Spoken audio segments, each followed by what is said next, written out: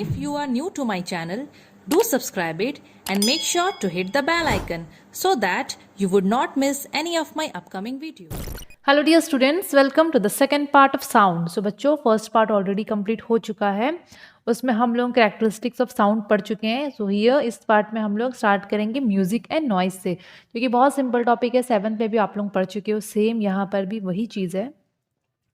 Music actually क्या होता है? It is a sound that has a pleasing sensation on our ears. मतलब सुनने में जो अच्छा लगता है साउंड, प्लीजिंग सेंसेशन होता है, उससे हम लोगों को कोई दिक्कत नहीं होता, ना इरिटेशन होता है। मतलब अच्छा लगता है, ठीक है, प्लेजेंट रहता है हमारे कान के लिए, हमको अच्छा लगता है। That is called music.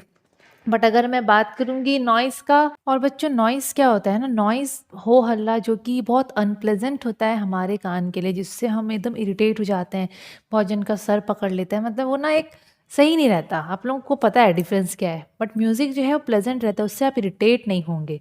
But हाँ, अगेन किसी किसी इंसान के लिए म्यूज़िक भी नॉइज़ के बराबर होता है, इट डिपेंड्स, ठीक है।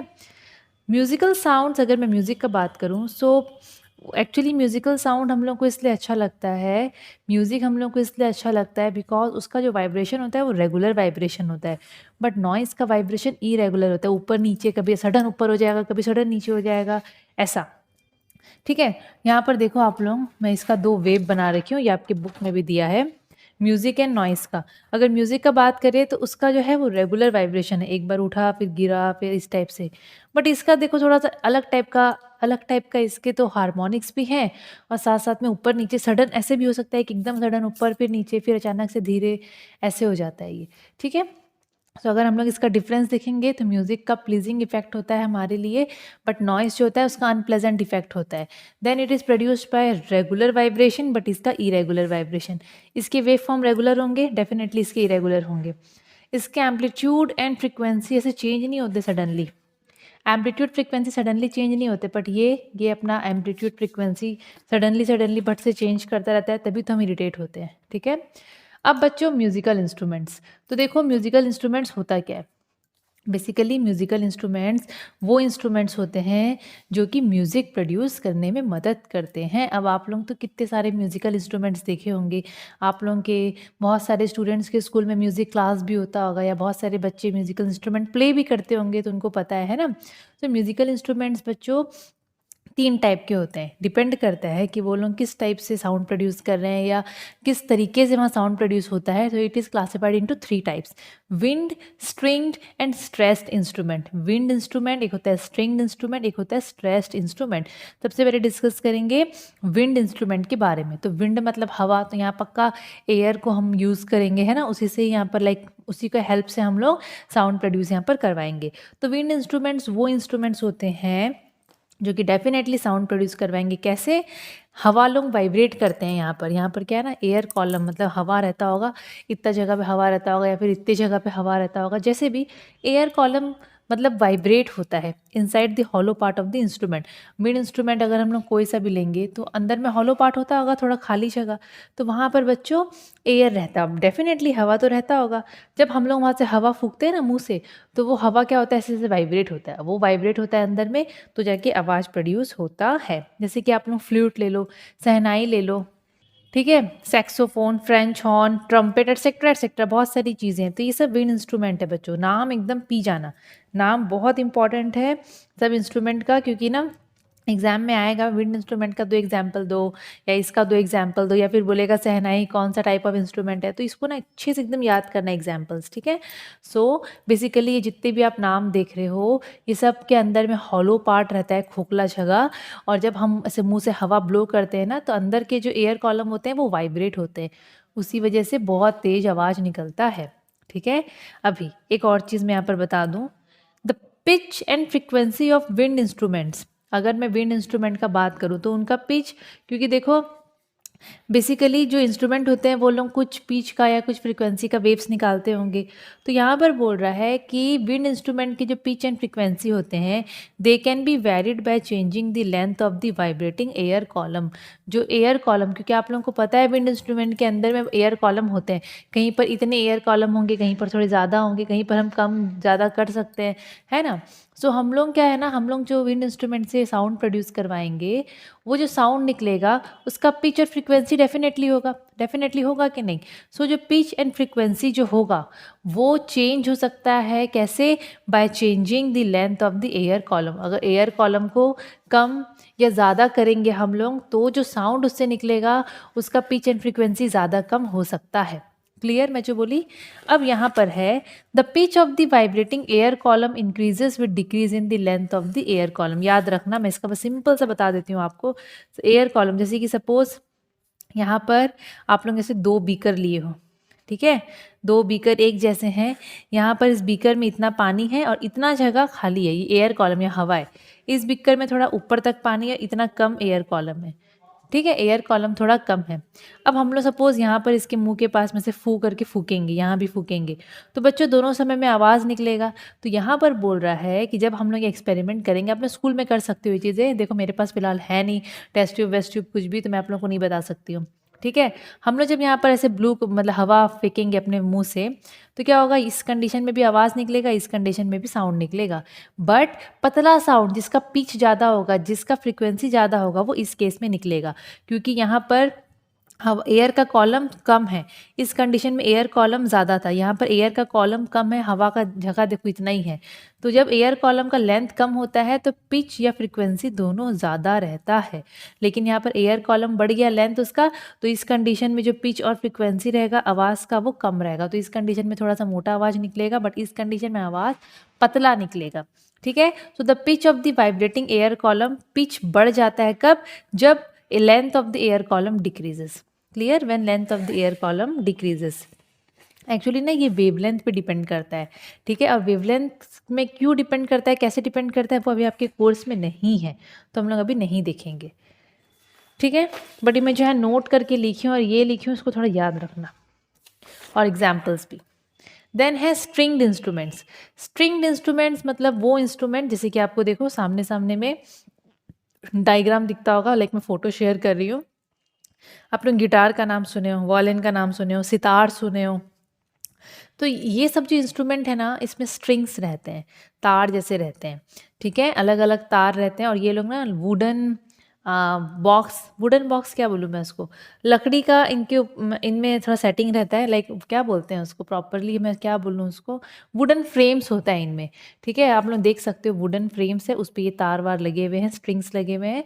तो हम लोग जब यहाँ पर ऐसे स्ट्रिंग कैसे करके घिंचेंगे, मतलब दैट इज कॉल्ड प्लकिंग, ऐसे घिंचेंगे या स्ट्राइक करेंगे, इस टाइप से स्ट्राइक करें, ठीक है। या फिर ड्राइंग अ बो ओवर द स्ट्रिंग्स, वो जो वायलिन होता है ना उसमें ट्यों ट्यों करके ऐसे, मतलब ऐसे ऐसे करके उसमें स्ट्रिंग्स होता है, और हम लोग वो लकड़ी से ऐसे ऐसे करके ऐसे ऐसे घुमाते हैं ना, बो बोलते हैं उसको हम लोग, ठीक है।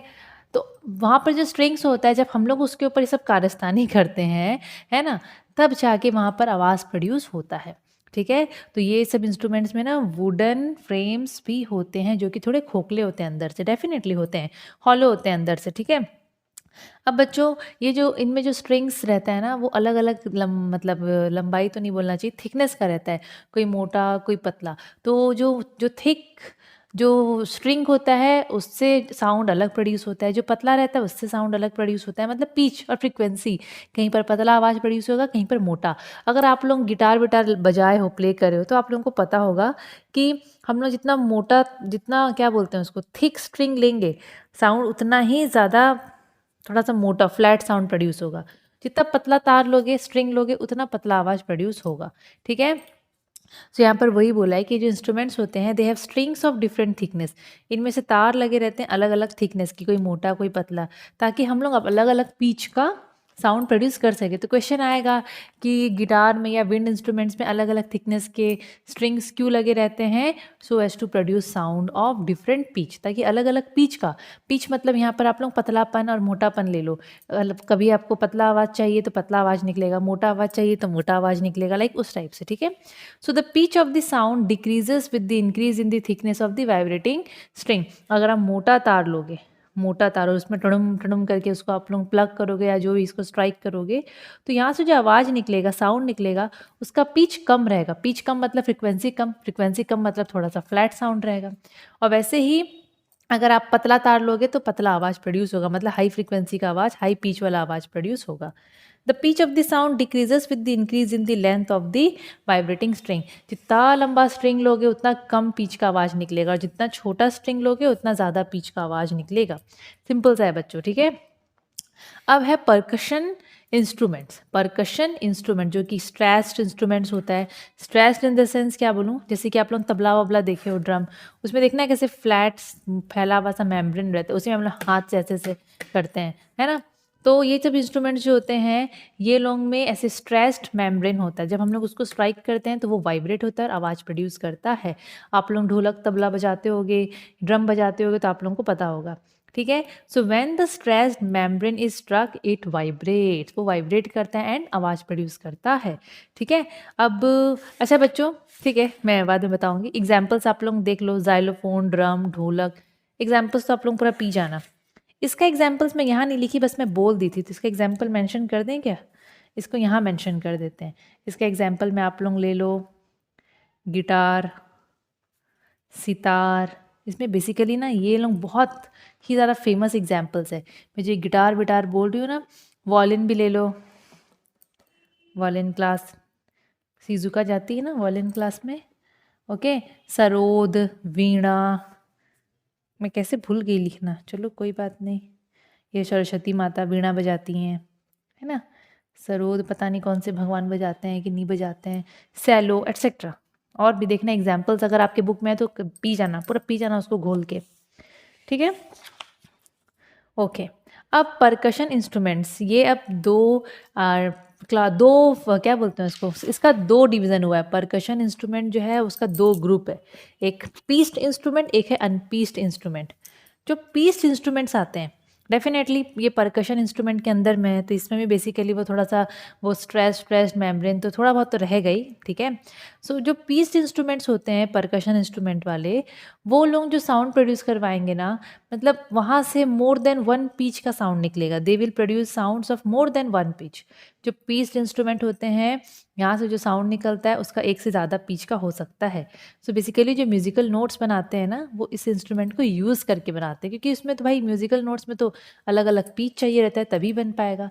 Example xylophone, marimba, tubular bells et cetera et cetera, सबका ना आप लोगों को डायग्राम देखना पड़ेगा, ठीक है।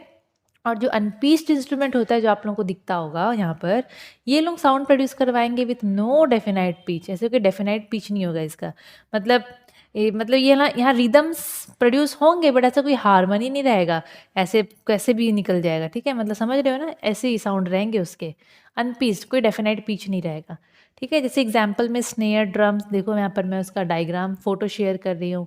सिम्बल्स, मैं यहाँ पर फोटो इसका भी शेयर की हूँ, तो उसको आप लोग देखो, ठीक है।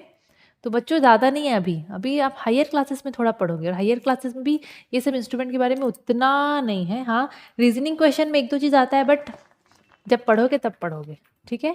Now monotone. मोनोटोन क्या होता है देखो, अ साउंड विच नेवर चेंजेस और गोज अप और down is called a monotone. Monotone is a sound विच, कैसा लग रहा है, बोरिंग लग रहा है ना। मोनोटोन ऐसा होता है बच्चों, मतलब एकदम डल, ऐसा साउंड जो ना ऊपर उठता है ना नीचे गिरता है, समझ रहे हो मतलब कोई इसका टोन होगा ही नहीं, एक ही लय में चलता रहेगा। साउंड विच नेवर चेंजेस और गोज अप और डाउन।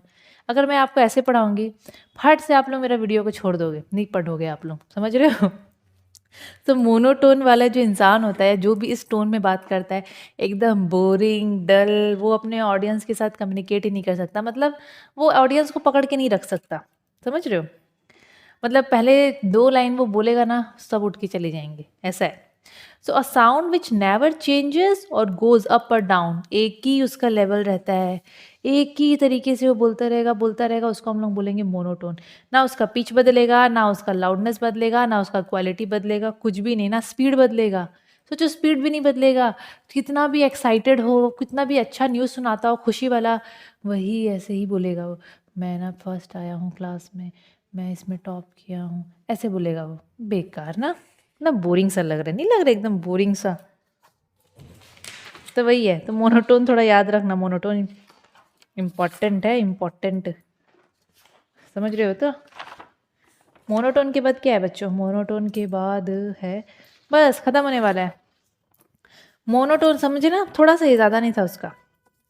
मोनोटोन का डेफिनेशन आता है, या फिर एक कंडीशन दे देगा, एक बच्चा ऐसा बोल रहा है, ना उसका पिच बदल रहा है, ना उसका आवाज़ का क्वालिटी बदल रहा है, ना लाउडनेस बदल रहा है, तो उस टोन को क्या बोलेंगे, तो मोनोटोन। तो आप लोगों को समझना है, फिर क्वेश्चन जैसे आएगा आप लोग आराम से लिख सकते हो, ठीक है। नाउ अब है आपका, ये है यूनिट ऑफ लाउडनेस। देखो बच्चों, लाउडनेस को या फिर इंटेंसिटी जो होता है आवाज़ का, साउंड का, उसको हम मेज़र करते हैं डेसिबल में। ध्यान से देखना, loudness is measured in decibel, loudness is measured in decibel. Okay, so loudness is measured in decibels. Decibels कैसे लिखे हैं, डी स्मॉल है और बी कैपिटल है, थोड़ा याद रखना। अभी हम लोग जो आवाज़ सुनते हैं अलग अलग लाउडनेस का सुनते हैं ना, है कि नहीं, कभी बहुत ज़ोर का आवाज़ सुनते हैं, कभी धीरे का, तो हर साउंड का अपना अपना लाउडनेस होता है, ठीक है। So human ears can pick up sound from 10 decibel to 180 decibel. हम लोग कितना से कितना के अंदर में साउंड को सुन सकते हैं, लाइक तो यहाँ पर है 10 डेसिबल से 180 डेसिबल, इतना से इतना डेसिबल का साउंड हम पकड़ सकते हैं, हम सुन सकते हैं, ठीक है। और अगर मैं बात करूँ 50 से 60 डेसिबल जो अगर साउंड है, अगर उसका लाउडनेस नापे और वो 50 से 60 डेसिबल आ रहा है, तो वो नॉर्मल आवाज़ है। जैसे मेरा 50 टू 60 है, ऑब्वियसली इसी बीच में होगा या फिर थोड़ा सा ऊपर नीचे हो सकता है, तो दिस इज़ कंसिडर्ड नॉर्मल। ये क्या होता है, ये होता है बच्चों नॉर्मल। तो हम लोग जो नॉर्मल कॉन्वर्सेशन भी करते हैं ना, आप किसी से बात करते हो, वो 60, 65, 70, लाइक वो मतलब 60s में ही रहता है वो, ठीक है। तो नॉर्मल कॉन्वर्सेशन, या मैं जो आपको जिस तरीके से पढ़ा रही हूँ, मेरा जो साउंड का जो लाउडनेस है वो 60-65 ऐसा कुछ होगा, श्योर हूँ मैं, ठीक है। और sounds up to 80 decibel, 80 decibel तक का साउंड को आप झेल सकते हो, मतलब कान में, ठीक है, किसी किसी को दिक्कत करेगा बट इंसान झेल सकता है।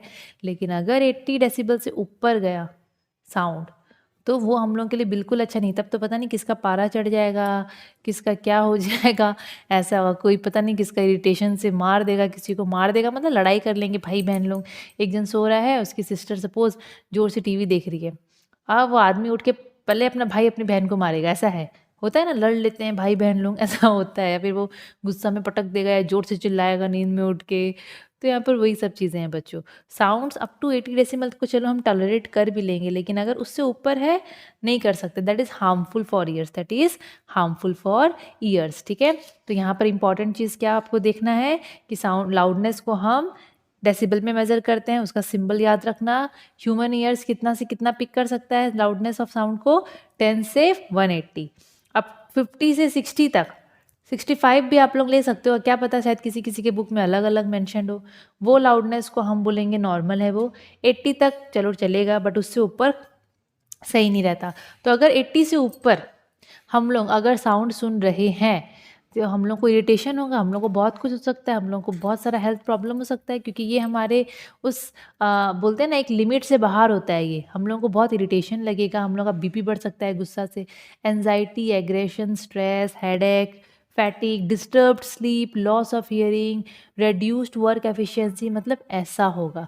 कितना कुछ दिक्कत हो रहा है बच्चों, देखो इसलिए बोलते हैं ना धीरे बोलना चाहिए, टीवी धीरे देखो, क्योंकि किसको क्या दिक्कत हो जाए आपका लाउड साउंड से। आपको लगता होगा कि ये तो नॉर्मल साउंड है, लेकिन पता नहीं किसी के लिए कितना साउंड नॉर्मल है कितना नहीं है। अब अलग अलग लोग होते हैं जो कि थोड़ा सा वॉल्यूम बढ़ा दोगे ना टीवी का, तो उनको बर्दाश्त नहीं होता, मतलब पता नहीं है वो उनका वैसा हो गया होगा, वैसा बॉडी में उतना क्षमता नहीं होता होगा, लाइक उनको कि वो लोग इतना टॉलरेट कर सके, या फिर पता नहीं किस लिए करते हैं, बट होता है। मैं देखी हूँ बहुत जन को, थोड़ा सा आवाज़ भी बढ़ा दोगे ना वो नॉर्मल रहेगा, बट उनको ऐसा लगता है कि बाप रे कितना लाउड सुन रहे हो, ऐसा होता है, ठीक है। तो इसको याद रखना, हेल्थ प्रॉब्लम्स आता है एग्जाम में। अब मैं थोड़ा सा एक टेबल यहाँ दिखाती हूँ जो कि बहुत इंपॉर्टेंट है। ये है बच्चों, अरे यार, ये ना वो साउंड डेसिबल का टेबल है, डेसिबल का, नॉट डेसिमल, हाँ, डेसिबल का टेबल है। जैसे कि थ्रेशोल्ड ऑफ हियरिंग बोलते हैं ना, हियरिंग का दहलीज, वो होता है 0 डेसिबल, वो तो छोड़ो। रसलिंग ऑफ लीव्स, पत्ते लोग ऐसे हवा चलता है तो ऐसे पत्ते आवाज करते हैं, उसको बोलते हैं रसलिंग ऑफ लीव्स। हम सुन सकते हैं रसलिंग ऑफ लीव्स, ठीक है। हम लोग सुनते नहीं है बच्चों, पत्ता जब हवा से रसल करता है तो हम लोग को आवाज़ आता है। तो 10 से 12 है, और हम लोग तो 10 से 180 के बीच का साउंड पकड़ सकते हैं। विस्परिंग 20 से 25, जो बच्चे लोग फुसफुसाते हैं ना क्लास में, मॉनिटर माइंड कर रहा है या फिर टीचर बोलेंगे डोंट टॉक, या धीरे-धीरे बात करो, या जो भी कभी होता है ना, टीचर बोलते हैं अपना काम करते रहते हैं क्लास में, तो बच्चे क्या करते हैं, फुसफुसाते हैं। वो फुसफुसाना जो है उसका देखो लाउडनेस है 20 से 25 डेसिबल, ठीक है। नॉर्मल कॉन्वर्सेशन 60 से 65, जो मैं आप लोगों को बोल रही थी।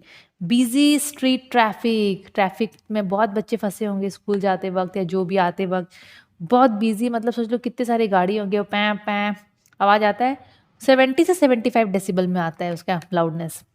वैक्यूम क्लीनर 80 से 85। लार्ज ऑर्केस्ट्रा होता है ना, कितना गाना गाते हैं, चीची चीची करते रहते हैं, 90 से 98। देखो ये भी हम लोग के लिए लाउड ही है, वैक्यूम क्लीनर का भी हमारे लिए लाउड ही है ना। 80 से 85 आ रहा है।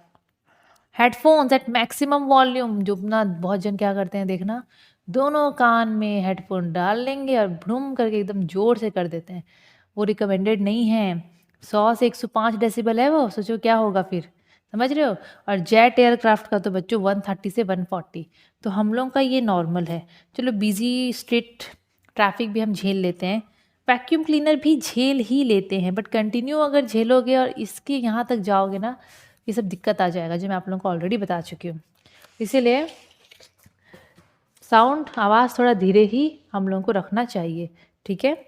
आई होप समझ गए होगे। तो बच्चों आपका साउंड चैप्टर ख़त्म, 2 पार्ट में आपका चैप्टर पूरा ख़त्म, ठीक है। इसके बाद हम लोग बायो का वो फूड वाला हम लोग कर लेंगे, फूड प्रोडक्शन वाला है। और आप लोग मुझे केमिस्ट्री का बताओ कमेंट सेक्शन में, वो कार्बन चैप्टर आप लोगों को स्कूल में पढ़ा रहे हैं कि नहीं, क्योंकि वो आगे जाके काम नहीं आएगा, उतना नहीं है उसके बारे में। 10th में तो बिल्कुल भी नहीं है, 12th में भी उतना नहीं पढ़ोगे अगर साइंस लेते हो तो। देखो हम लोग अपने स्कूल में नहीं पढ़ाते हैं चैप्टर, तो मैं नॉर्मली इसलिए आप लोगों को पूछ ले रही हूँ, ठीक है। तो बच्चों आप लोग ध्यान से पढ़ो, अच्छे से पढ़ो, कोई भी डाउट होगा तो इजीली उसको क्लियर करो, आप कमेंट सेक्शन में अपना क्वेश्चन पूछ के कर सकते हो। और वीडियो अच्छा लगे तो लाइक शेयर एंड सब्सक्राइब ज़रूर से करिएगा। Thank you.